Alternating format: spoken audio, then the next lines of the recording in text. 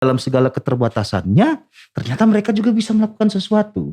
Jadi kalau mereka kompeten untuk sekolah, kita sekolahkan di situ. Tapi kalau dia tidak mampu lagi untuk bersekolah, kita latih skillnya. Karena koordinator untuk semua kerajinan tangan kita di Panti Karya Hepata itu adalah seorang tunarungu wicara. Koordinatornya tunarungu wicara. Kemudian anak-anak yang mengerjakan ini seperti lilin ataupun manik-manik kerajinan tangan seperti ini atau clutch seperti ini, itu yang mengerjakan tunagrahita yang keterbelakangan intelektual. Halo Shalom teman-teman, Bapak Ibu yang terkasih dalam nama Tuhan Yesus Kristus. Kita ketemu lagi di podcast Sherlock episode yang kelima.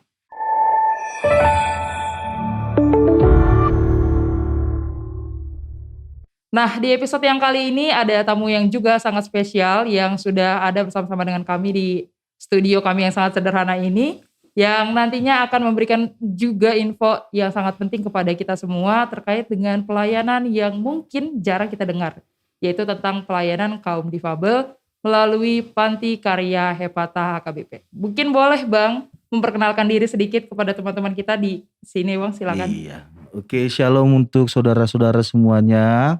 Perkenalkan, saya Pendeta Binsar Mangapu Aprianto Hasiholan Nababan, dan mulai tahun 2021 di bulan Maret yang lalu saya ditempatkan untuk melayani di Panti Karya Hepata. Jadi salam kenal untuk kita semuanya. Salam kenal Bang. Terima kasih Bang sudah mau bergabung bersama kami di tempat ini ya Bang. Okay. Sebelumnya teman-teman, kami ingin menjelaskan sedikit tentang profil Panti Karya Hepata yang mungkin belum banyak kita ketahui melalui video berikut ini. Silakan disaksikan teman-teman.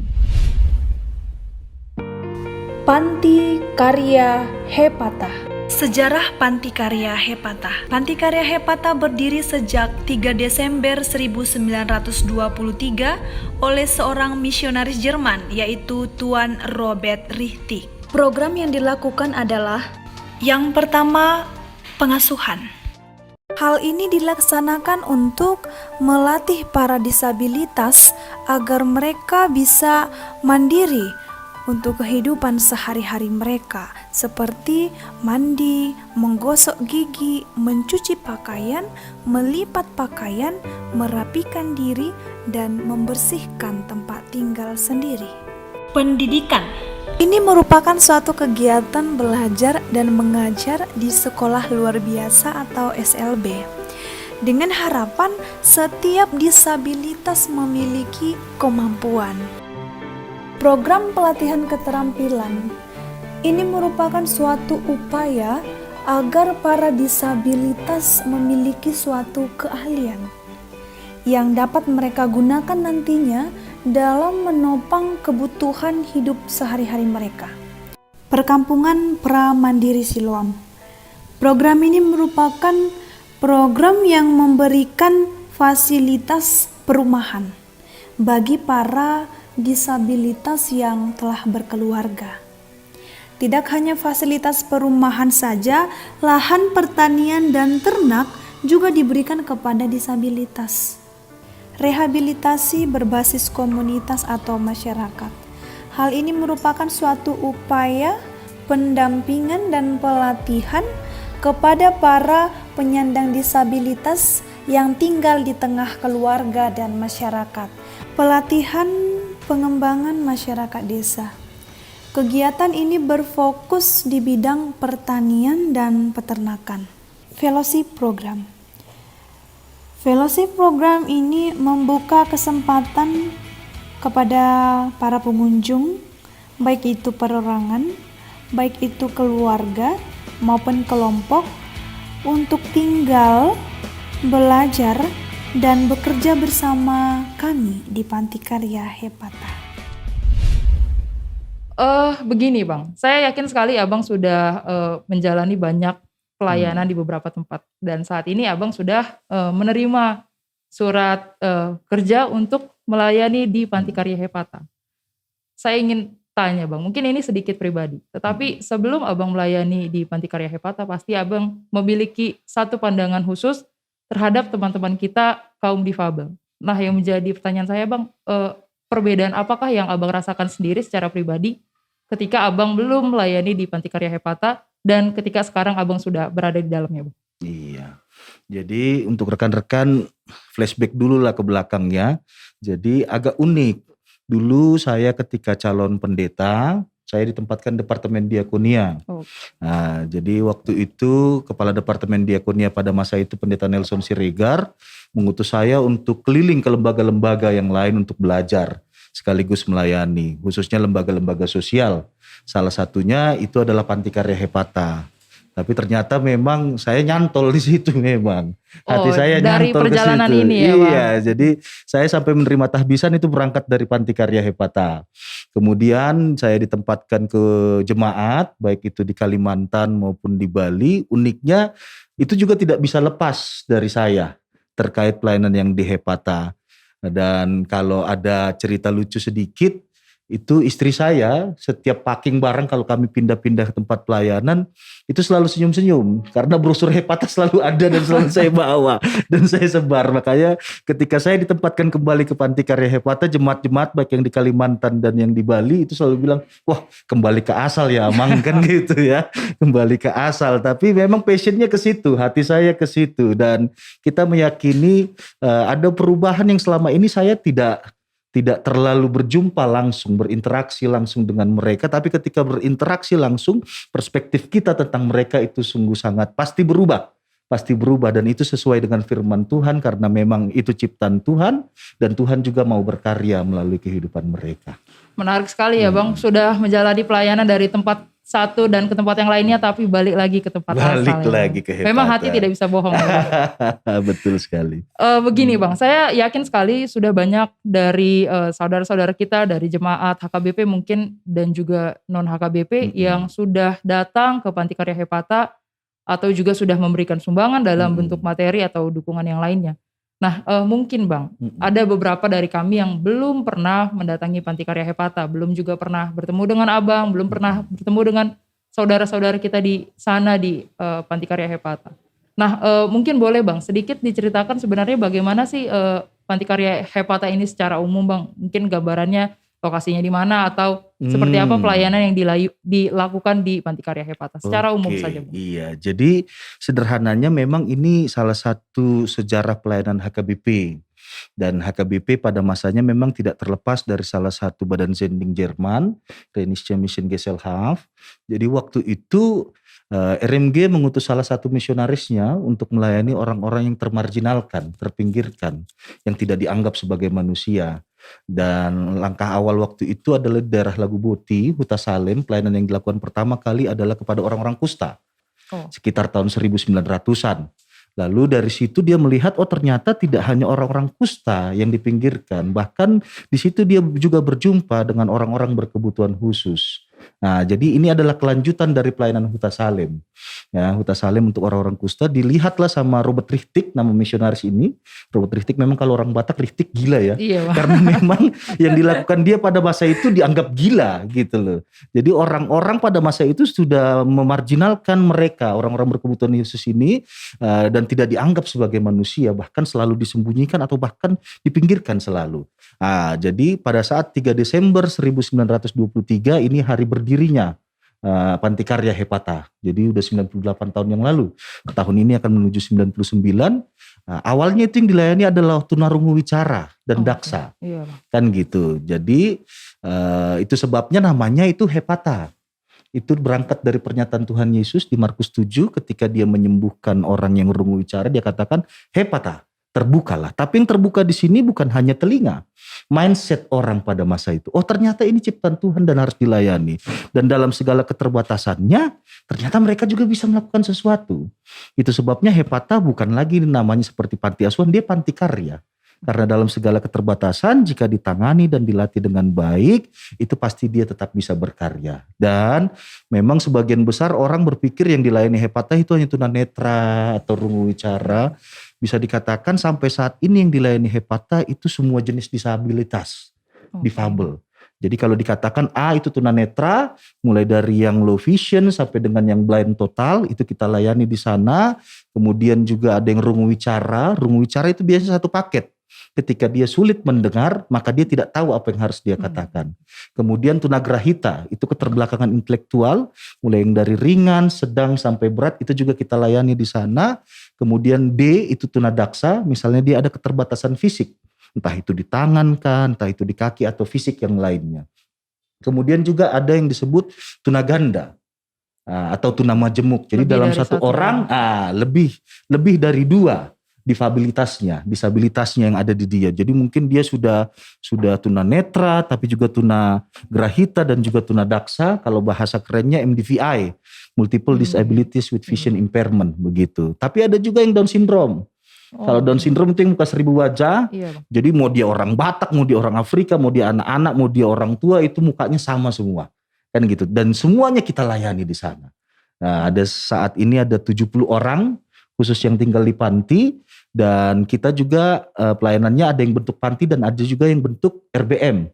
Rehabilitasi bersumber daya masyarakat, itu kita melayani ada di 6 kabupaten kota, dan yang kita layani ada 687 difabel. Jadi ternyata banyak sekali saudara-saudara kita itu. Dan semua kita harapkan akan tersentuh dan bisa kita layani.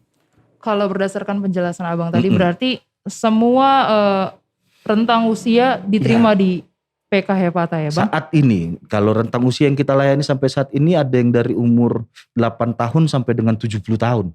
Wah, beragam sekali ya Bang. Beragam sekali. Ini jadi bagaimana Bang? Aku jadi penasaran, saya yakin tentu kita saja sebagai individu dalam rentang usia yang berbeda sudah banyak sifatnya yang berbeda. Apalagi mereka bisa saya katakan memiliki kebutuhan yang lebih khusus daripada kita ini. Ini bagaimana Bang untuk mengatasi hal itu Bang? Nah itu dia, jadi memang itu sebabnya perlu sekali yang namanya assessment. Assessment itu untuk melihat secara detail dan mendalam kondisi keberadaan mereka. Entah itu kondisi psikisnya, kondisi fisiknya, lalu juga potensi yang dia miliki. Dari hasil assessment itulah kita akan melakukan tindakan yang perlu untuk mereka dan tindakan yang tepat. Kan begitu. Jadi memang apapun ceritanya harus ada seperti upgrade kemampuan untuk staff-staff, atau memang ada rekrutmen staff yang tepat ke sana. Karena sampai saat ini memang kita sangat terbatas secara SDM. Bayangkan saja saya cuma punya anak 1 udah susah, ribet ngurus ya kan. Betul. Karena mobilitas yang sangat tinggi. Nah ini mereka bisa melayani satu staff 8 anak. Dengan segala ragam disabilitasnya. Tapi puji Tuhan, rekan-rekan pelayan di sana dimampukan dan pelayanan kita sampai saat ini masih tepat untuk para difabel yang ada di Hepata. Oke Bang. Saya memahami bahwa pasti Panti Karya Hepata ini dianggap sebagai suatu komunitas, suatu wadah untuk tempat tinggal bagi saudara-saudara kita yang memiliki kebutuhan khusus. Namun sebenarnya di Panti Karya Hepata ini apakah ada tindak lanjut ya Bang? Seperti mungkin membantu dalam proses pemulihan, terapi atau sebagai macamnya Bang? Iya, jadi memang Hepata itu bukan tempat penampungan ya. Dan saya puji Tuhan ketika HKBP melakukan konsultasi nasional di tahun yang lalu, di bulan April tahun lalu. Jadi ketika ada difabel yang merupakan jemaat HKBP, tidak langsung gampang-gampang dikit-dikit, kirim aja ke Hepata. Iya. Atau itu tanggung jawab Hepata. Tapi melalui hasil konsultasi nasional itu menyatakan bahwa ini adalah tanggung jawab HKBP secara utuh. Secara tidak langsung ketika itu kita lakukan, maka banyak hal yang bisa kita kerjakan. Jadi itu sebabnya namanya bukan Panti Asuhan Hepata, tapi Panti Karya Hepata. Nah, jadi ketika kita mengassessment kondisi mereka, kita akan tahu, ini perlu masuk ke panti atau bisa tetap dilayani di rumahnya. Dan kalaupun dia masuk ke panti, apa yang akan kita lakukan di sana? Kalau memang dia cocok untuk masih dalam studi, maka dia akan masuk SLB. Jadi kita punya SLB di situ, sekolah luar biasa untuk yang tunanetra, tunarungu wicara, tunagrahita dan juga tunadaksa, dan itu izin operasionalnya dari SD sampai SMA. Jadi kalau mereka kompeten untuk sekolah, kita sekolahkan di situ. Tapi kalau dia tidak mampu lagi untuk bersekolah, kita latih skillnya. Skillnya bisa pertanian, peternakan, kerajinan tangan yang sesuai untuk mereka. Tapi kalau ternyata memang tidak bisa kerajinan tangan atau keterampilan atau hard skill yang seperti tadi saya sampaikan, ya sekedar pengasuhan bina diri. Minimal dia bisa mengurus dirinya sendiri. Dan untuk sebagian kalau memang dia masih perlu diterapi, kita lakukan terapi. Kalau perlu secara tindakan medis, kita akan rujuk kepada rumah sakit. Seperti itu yang kita lakukan supaya tepat sesuai dengan kondisi mereka. Seperti tadi yang Abang bilang, mungkin kalau beberapa teman-teman kita tidak dinyatakan kurang mumpuni untuk mengikuti sekolah pendidikan formal, mereka akan dilatih seperti membuat kerajinan seperti ini ya Bang. Mungkin boleh diceritakan sekali. Bang, ini bagaimana mereka bisa melakukan seperti ini Bang. Saya jujur saja Bang, mungkin tidak pernah sedikit pun saya bisa membuat hal-hal seperti ini. Bagaimana ini Bang? Mungkin pelatihannya berapa lama begitu Bang? Boleh diceritakan sama kami kalau Bang? Bahasa kerennya dalam bahasa Batak kan somalna do peamna do bakona. Sederhananya ala bisa karena biasa. Jadi memang pelayanan untuk mereka itu harus hand to hand. Dan harus intens juga disiplin, konsisten. Nah, jadi lebih kepada pembiasaan kepada mereka. Dan ini menarik Bapak Ibu Saudara sekalian. Karena koordinator untuk semua kerajinan tangan kita di Panti Karya Hepata itu adalah seorang tunarungu wicara. Koordinatornya tunarungu wicara. Kemudian anak-anak yang mengerjakan ini seperti lilin ataupun manik-manik kerajinan tangan seperti ini atau clutch seperti ini, itu yang mengerjakan tunagrahita yang keterbelakangan intelektual. Bayangkan kita yang bisa bicara langsung saja susah mengarahkan orang. Benar, Bang, benar. Ini rungu wicara yang sulit untuk berbicara tapi dia bisa mengkoordinir anak-anak yang keterbelakangan intelektual. Jadi ini yang mereka lakukan. Bahkan untuk pertanian peternakan yang ada di Panti Karya Hepata di daerah Siloam dekat dengan panti kita itu 7 jenis tujuh dampingan kita dengan ragam jenis disabilitas, mereka bisa mandiri. Jadi awalnya memang harus kita dampingi secara intens, latih terus, secara konsisten. Tapi setelah mereka mampu, mereka mengerjakan itu secara bergerak dengan sendirinya. Tidak perlu lagi arahan, tapi tetap kita monitoring. Kita tidak akan tetap biarkan, tapi tetap kita pantau dan kita dampingi. Begitu. Ini luar biasa sekali Bang. Jujur saja Bang, memang kalau bicara tentang kerajinan tangan saya sangat tidak berbakat ya Bang. Tapi saya ingin tahu Bang, jadi bagaimana sebenarnya jadwal mereka ini Bang? Kapankah mereka mulai belajar melakukan ini, melakukan kerajinan tangan atau bagaimana kesehariannya dibangun pagi? Apakah mereka mengikuti ibadah dulu baru melakukan kegiatan ini? Bagaimana keseharian di sana Bang? Jadi bisa dikatakan memang saya banyak belajar dan kita harapkan orang-orang yang datang ke Hepata, apalagi kalau seandainya bisa sampai live in, itu pasti akan banyak hal yang bisa kita pelajari. Karena kehidupan mereka itu bisa saya katakan betul-betul menjadi teladan. Teladan dalam ketulusan, teladan dalam disiplin, konsistensi, dan teladan dalam kehidupan sehari-hari. Jadi nilai-nilai Kristiani itu menjadi nafas kehidupan di dalam pelayanan Panti Karya Hepata. Pun yang kita layani tidak hanya yang HKBP ya. Yang kita layani itu semua, bahkan tidak hanya yang Kristen. Saat ini ada yang namanya Mei itu seorang Buddha, kan begitu. Dan puji Tuhannya konsistensi yang mereka lakukan ini bukan proses yang sebentar ya, itu ya, bukan yang sehari atau seminggu, sebulan. Ini memang jangka panjang. Tapi hasilnya dari kerja keras yang kita lakukan secara konsisten itu, saat ini mereka bisa mandiri. Jadi jam 5 pagi mereka udah bangun. Jam 5 pagi mereka udah bangun, lalu saat teduh, kalau mereka bisa berdoa sendiri, mereka berdoa sendiri. Tapi kalau masih belum mampu untuk berdoa sendiri, ada ibu atau bapak pengasuhnya yang mendampingi.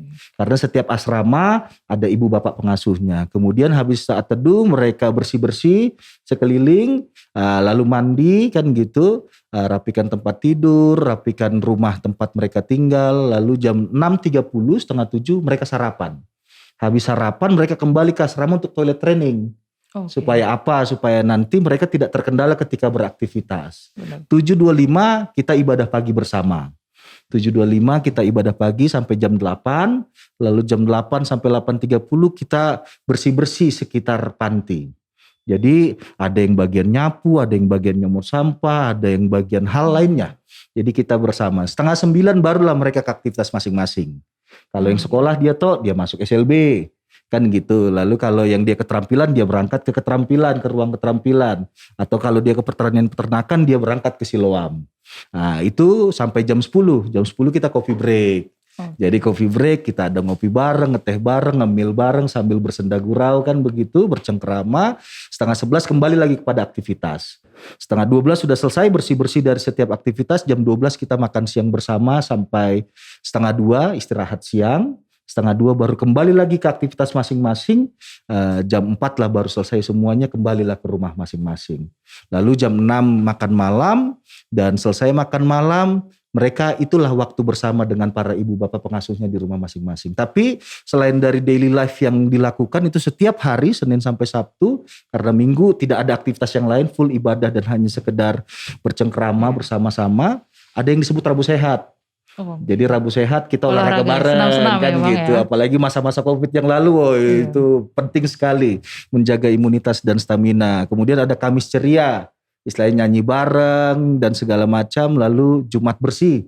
Jadi jam 1:30 biasanya kita gotong royong bersama, tidak hanya anak-anak, staf juga turun semua. Lalu Sabtu nobar. Wah, menarik sekali, Jadi Bang. malam minggu kita nonton bareng, ada film, nanti kita pilih yang punya nilai-nilai dan mereka bisa tangkap dengan baik sambil minum bandrek biar gak kedinginan. Dan itu yang terus kita lakukan.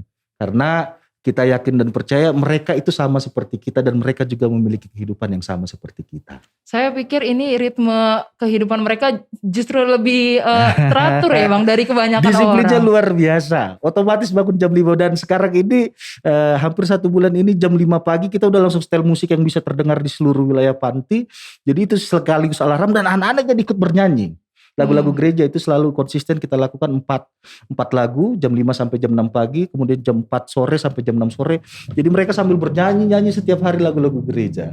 Kan gitu. Menarik sekali ya Bang. Bangun paginya tidak dikejutkan dengan gedoran ya Bang, tapi dengan lagu-lagu yang membuat mereka semangat memulai hari. Betul sekali. Nah, kalau begini Bang, saya juga agak sedikit penasaran. Apakah mereka memiliki interaksi dengan sosial atau misalkan orang-orang di sekitarnya dalam keseharian mereka atau bagaimana? Ya, jadi kadang ada momen mereka juga bercengkrama dengan anak-anak di lingkungan situ atau lingkungan yang orang tua kan begitu. Apalagi di kita juga ada yang pramandiri. Jadi kalau pramandiri itu yang sudah berkeluarga. Iya. Jadi mereka ke pasar sendiri kan gitu. Lain halnya kalau anak-anak yang masih di panti kita yang layani semua kan gitu. Tapi kalau yang pramandiri yang sudah berkeluarga mereka berinteraksi. Jadi mereka juga ikut punguan dan segala macam. Tapi yang menarik dan memang karena kondisi waktu itu kita bikin Kamis Ceria sifatnya by Zoom online. Jadi kita berinteraksi dengan anak-anak sekolah minggu yang ada entah di Jakarta kan, entah itu yang di luar Pulau Sumatera. Jadi itulah cara mereka untuk berinteraksi kepada yang lain. Membangun komunikasi juga ya Bang dengan orang betul luar. Sekali. Mungkin sedikit begini Bang, tidak dapat dipungkiri khususnya konteks kita di Indonesia sendiri. Masih banyak sekali orang-orang, mungkin tidak terlalu banyak tapi masih ada orang-orang yang masih menganggap teman-teman kita kaum difabel ini dengan stigma yang cukup negatif. Nah, ini tentu saja pasti mempengaruhi mental mereka, ya kan? Itu tentu saja. Nah, yang menjadi pertanyaan saya ini bagaimana PK Hepata tetap terkoneksi dengan mereka secara mental, membangun mereka supaya mereka tidak berkecil hati begitu Bang. Ya, jadi ketika tadi saya sampaikan bahwa nilai-nilai Kristiani menjadi dasar kehidupan dan pelayanan di Hepata, sesungguhnya kita berangkat dari situ, mereka itu berharga di hadapan Allah. Karena mereka juga diciptakan Allah kan gitu. Dan ketika Allah menciptakan sesuatu berarti Allah memiliki tujuan dan maksud tertentu. Dan tujuannya pasti baik. Khusus untuk pribadi memang kita pendekatannya seperti kayak konseling lah, pastoral. Karena untuk difabelnya sendiri kan begitu ada juga dia denial. Menolak keberadaan mereka kan gitu. Oleh itu kita sampaikan ke mereka, kamu itu ciptaan Tuhan loh, kamu berharga. Dan itu yang membuat mereka ada self esteem, rasa diri berharga. Dan ketika mereka sudah bisa menerima keberadaan mereka, maka mereka mampu untuk melangkah ke langkah yang selanjutnya. Lalu juga kita advokasi juga, ada ke keluarganya kan gitu, supaya keluarga bukan hanya sekedar menerima atau sekedar mengakui, tapi sungguh-sungguh bisa seutuhnya hidup bersama dengan anggota keluarga yang difabel kan gitu. Lalu kita advokasi juga masyarakat, pemerintah, bahkan gereja-gereja juga kita arahkan supaya memang ramah difabel, tidak ada lagi stigma negatif untuk mereka. Karena dalam segala keterbatasan mereka bisa kok hidup bersama dengan kita, bahkan bekerja bersama dengan kita. Bahkan bisa punya ritme hidup yang lebih baik daripada kita ya Bang ya. Nice. Saya Bang pernah ketika sedang liburan di satu negara tetangga kita begitu Bang. Saya naik bis kota. Jadi saya cukup kaget ketika itu karena ada dua, saya tidak tahu apakah mereka sudah menikah atau masih seumuran saya, tapi 2 orang yang tidak dapat melihat Bang. Jadi mereka dua-duanya menggunakan tongkat juga memakai kacamata hitam. Tapi saya mencoba melihat di sekeliling tidak ada orang yang mendampingi mereka. Nah memang saya agak kaget dan sedikit kagum juga, bukan sedikit, sangat kagum Bang. Karena tentu saja menurut saya justru berpikir ini bagaimana mereka bisa naik ke bis ini atau bagaimana mereka bisa tahu bis ini adalah bis yang tepat untuk mengantar mereka begitu. Iya. Jadi mereka sempat bertanya beberapa kali kepada saya ketika bis berhenti, dia tanya, apakah ini halte ini? Saya bilang bukan. Tanya lagi berikutnya, saya bilang masih belum. Ada 2 halte lagi. Nah, ketika sudah 2 halte lagi pun diberitahukan oleh supir bis bahwa Bu sudah sampai, dicolek oleh supir bis ini, lalu mereka turun. Dan kebetulan memang di negara tetangga kita sudah ramah disabilitas ya Bang. Bisnya pun sudah langsung ada otomatis supaya mereka tidak terjatuh. Nah, ini mungkin menjadi tentu saja menjadi cita-cita dari Panti Karya Hepata juga kan Bang. Tapi yang saya penasaran Bang, ini sebenarnya sudah adakah program-program yang sudah ditetapkan oleh PK Hepata agar kiranya nanti anak-anak yang orang-orang ya ada di PK Hepata ini nantinya bisa hidup secara mandiri dan bisa ya bersosial, bisa menjalani rutinitas mereka tanpa terbatas. Ini bagaimana? Iya. Jadi itu yang tadi disampaikan, kenapa hati saya nyantol ke Hepata, karena memang begitu banyak hal ajaib yang terjadi di Hepata gitu. Yang tidak terpikirkan oleh saya secara pribadi itu bisa terjadi. Bahkan ketika hasil assessment dari pendekatan kita itu, lalu kita coba menjawab segala kebutuhan dan potensi mereka, mengembangkan talenta mereka. Contoh sederhana kalau tadi tunanetra ya. Iya. Jadi rata-rata tunanetra yang di Hepata itu nggak pakai tongkat. Mereka berjalan seperti kita ya, pada umumnya, tapi ketika keluar panti kita arahkan pakai tongkat. Kenapa? Bukan untuk kebutuhan mereka, tapi supaya orang tahu bahwa itu tunanetra. Betul. Kan gitu. Kemudian kalau biasanya tunanetra itu dituntun, di Hepata justru tunanetra menuntun. Jadi kalau ada yang pakai kursi roda, itu tunanetra yang ngedorong. Wow. Dia ngarahin jalannya, bayangkan gitu. Dan itu yang disebut orientasi mobilitas. Jadi kita akan melatih mereka, ini loh jalur-jalurnya, dan kalaupun dia ke tempat yang baru, mereka akan belajar untuk orientasi mobilitas. Supaya mereka tahu letak-letak lokasi yang harus mereka jalani. Bahkan yang tunarungu wicara yang tadi saya bilang, dia mengkoordinir yang tunagrahita untuk berkarya. Kan begitu. Jadi ada yang menarik, karena keterbatasan SDM di Hepata, yang tunagrahita itu dia menjadi ibu juga. Bagi yang MDVI yang sudah tidak bisa bergerak apa-apa. Jadi dia yang rawat, dia yang kasih makan dan segala macam. Itu luar biasa ajaib menurut saya. Kalau pengalaman saya di 2010 itu pernah ada satu tunanetra, karena mereka juga ada yang beternak ya. Iya. Waktu itu beternak babi, ayam dan segala macam. Jadi dia bawa pakan ternak nih, beko kan gitu, pakan ternak di atas beko, lalu dia jalan dengan santainya. Ada tamu yang datang, mungkin waktu itu dia parkir kendaraannya tidak sesuai kan gitu, tapi bisa yang tunanetra itu tiba-tiba dia langsung belok, tidak nabrak, tanpa terkena. Saya tanya kenapa, dan ini memang gift dari Tuhan ya, ketika mereka memiliki keterbatasan untuk melihat, tapi Tuhan menambahkan kepekaan, sensitivitas yang lain, baik itu dari pendengaran maupun dari udara. Jadi dikatakan ketika ada mobil atau sesuatu yang ada di depan saya, itu ada suara yang berkurang, kan gitu, atau ada angin yang jadi berkurang tidak saya rasakan, berarti ada penghalang depan saya, begitu. Jadi dia akan bergerak ke yang lain, begitu. Wah, luar biasa sekali. Analisanya berarti memang tentu saja jauh lebih tajam daripada kita ya Bang. Sekali.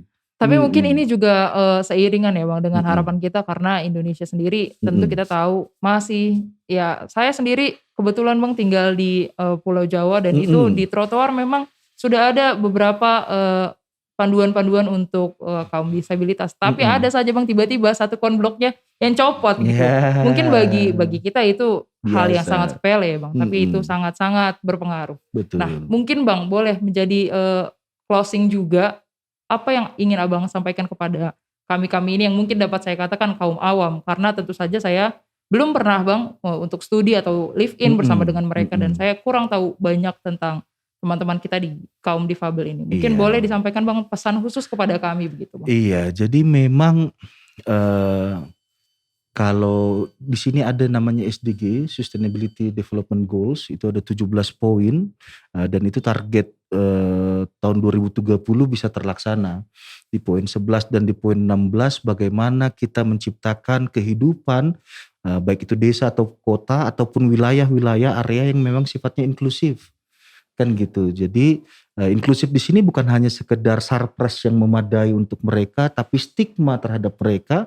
Memang saya secara pribadi tidak terlalu kendala dengan penyebutan-penyebutan, entah disebut penyandang disabilitas, entah difabel atau orang berkebutuhan khusus, walaupun secara etimologis disabilitas itu dari kata disable ya itu ya, Iya, Bang. sepertinya tidak mampu. Nah, tapi Hepata memakai jargon difabel, differently able, karena kita tahu mereka berbeda.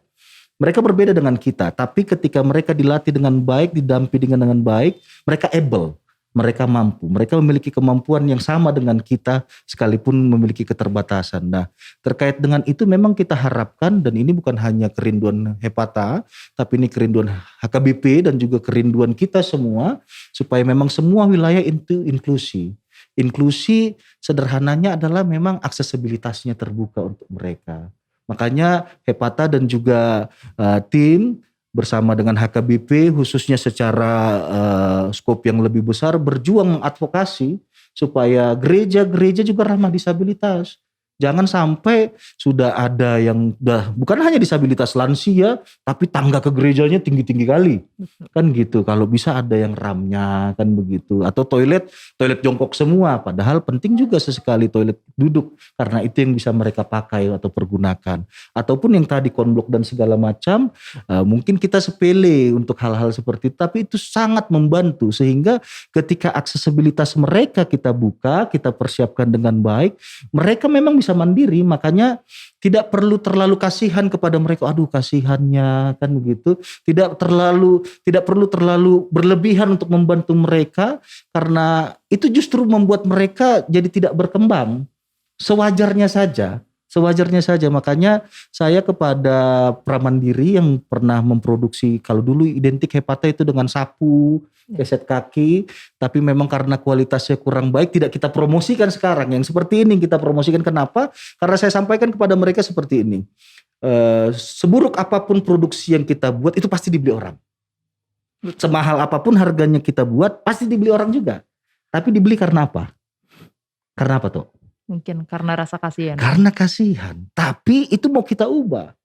Harus berkualitas sehingga ketika mereka membeli itu karena memang bangga, proud to be part of disabilitas kan gitu. Mereka bangga untuk mendukung, oh ternyata mereka yang memiliki keterbatasan saja mampu untuk membuat ini, sehingga perlu untuk didukung. Makanya saya pernah menulis sebuah tulisan, kalau zaman saya dulu masih blogger ya. Oh. Blogger Hepata, nanti boleh browsing kan gitu kan. Tapi tahun 2010 yang lalu, para difabel sebagai imago Dei. Dan imago Dei kan kalau di bahasa Batak agak lebih keren. Tumiru rupana tudos tu pangalahona. Bukan hanya sekedar rupa Allah, tapi sifat Allah juga bisa dalam mereka. Dan Allah memang, Yesus khususnya di Yohanes 9 ayat 3 menyatakan bahwa Tuhan mau berkarya, mau menunjukkan kuasanya melalui kehidupan mereka. Jadi kita sewajarnya saja, tapi harus tepat. Contoh, terkadang saking sayangnya atau saking mengasihinya kita kepada mereka, makan pun langsung kita suapin, mandi langsung kita mandiin, sehingga mereka tidak berkembang. Padahal harus kita advokasi, harus kita terangkan kenapa dia harus mandi. Kenapa dia harus makan? Bagaimana cara mandi? Bagaimana cara makan? Jadi sesuai dengan kemampuan mereka. Enggak kita harapkan semua difabel seperti ini ya. Tapi memang kita harapkan mereka mandiri. Baik itu untuk bina dirinya, bina mentalnya, bina karyanya. Bahkan kalau turunan Undang-Undang Nomor 8 tahun 2016 terkait pelayanan disabilitas ini ada lintas sektoral. Sekarang BUMN itu toh. BUMN itu minimum 2% pekerjanya harus difabel. Betul, Bang. Secara apa ya, persentase ya. Kemudian kalau swasta 1%.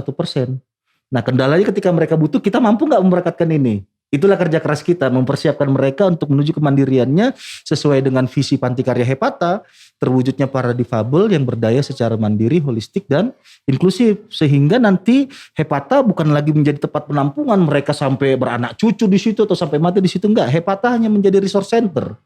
Ketika ada difabel yang ditempatkan di situ harus ada target-target. Setahun dia udah bisa apa? 2 tahun, 5 tahun dia udah bisa apa? Kan begitu. Sehingga nanti mereka akan bisa kita kembalikan. Karena memang Hepata itu menjadi pusat habilitasi dan rehabilitasi. Kalau habilitasi itu sederhananya seperti ini. Kita memperlengkapi kebutuhan fisiknya. Dalam arti kalau dia kendala berjalan dia butuh tongkat kah, kursi roda atau yang lain. Kalau dia kendala mendengar dia butuh alat bantu dengar kah atau yang lain, kan begitu. Itulah yang sifatnya habilitasi. Tapi rehabilitasi lebih kepada kehidupan mereka, harkat martabat mereka yang selama ini tidak dianggap sebagai manusia, tapi ternyata mereka mampu. Makanya di tulisan saya yang blog tahun 2010, para difabel sebagai IMUGDI, sebenarnya apa yang bisa mereka lakukan itu menjadi pukulan keras buat diri kita yang menganggap diri normal. Betul Bang. Lalu menganggap mereka abnormal, tidak normal kan gitu. Ternyata dalam segala keterbatasan mereka bisa melakukan apa yang kita lakukan. Dari situ kan logikanya berarti mereka lebih hebat. Betul Bang. Mereka lebih luar biasa daripada kita. Bahkan mereka bisa melakukan apa yang tidak bisa kita lakukan. Ya seperti inilah, saya jujur, saya juga nggak tahu cara bikin manik-manik. Kan gitu, saya nggak tahu bagaimana cara bikin lilin, tapi mereka mampu. Dan ini sesuai dengan pernyataan Tuhan Yesus yang selalu menyatakan bahwa asa patar kuasun di bata marhiting ulu mesida. Luar Jadi biasa Bang. harapan kami kepada kita semua, jangan langsung risih, takut atau bahkan mengalienasi mereka. Mereka adalah kita. Difabel adalah kita. Kita juga memiliki keterbatasan. Betul. Bahkan kita juga butuh alat bantu, butuh sesuatu untuk melakukan sesuatu. Oleh karena itu mereka adalah kita. Dan oleh karena itu marilah kita lebih ramah kepada difabel, hidup bersama dengan difabel. Karena kita sebagai ciptaan Tuhan, diciptakan Tuhan untuk saling melengkapi dan bersama-sama melaksanakan kehendak Allah. Seperti orang Batak nih Bang, kebiasaannya kan ada terakhir pertama dan terakhir kedua. Ini terakhir kedua. Terakhir kedua ya. Saya mau tanya, ini kan Abang sudah memperlihatkan kepada kami bagaimana hebatnya teman-teman kaum difabel sudah bisa membuat seperti ini Bang. Ya. Jika saya tertarik untuk membeli Bang, dari Ya. mana saya bisa dapatkan benda-benda ini dan karya-karya yang dibuat oleh teman-teman di PK Hepata Bang? Iya, jadi untuk rekan-rekan bisa nanti berkunjung ke Facebooknya Hepata, Instagramnya Hepata. Kalau nggak salah Hepata juga punya TikTok kan gitu, atau websitenya Hepata. Di situ nanti akan terlihat produk-produk atau apa-apa saja yang kita lakukan, dan di situ juga ada kontak personnya. Kalau website Hepata itu di PK Hepata HKBP. Di situ akan jelas semuanya apa yang bisa kita lakukan, bagaimana Apa cara yang bisa dibeli memesan, juga ya, Bang? bahkan kalau ada yang mau live-in kita punya guest house juga. Siapa tahu ada yang mau pembinaan karakter building di sana bisa juga kan gitu. Mau retreat di sana Retreat boleh ya Bang juga ya? boleh, silahkan kan gitu. Jadi silahkan melihat semua sosial media Hepata dan juga kontaknya Hepata, dan di situ kita akan bisa berkomunikasi. Oke. Terima kasih banyak Bang sekali lagi. Oke, Tok. Jadi teman-teman, ini adalah penutup dari segmen yang pertama, segmen Sherlock Sharing Teologi. Kita akan lanjut ke dalam segmen yang kedua, segmen Ngojol, ngobrol bareng jemaat online. Oke.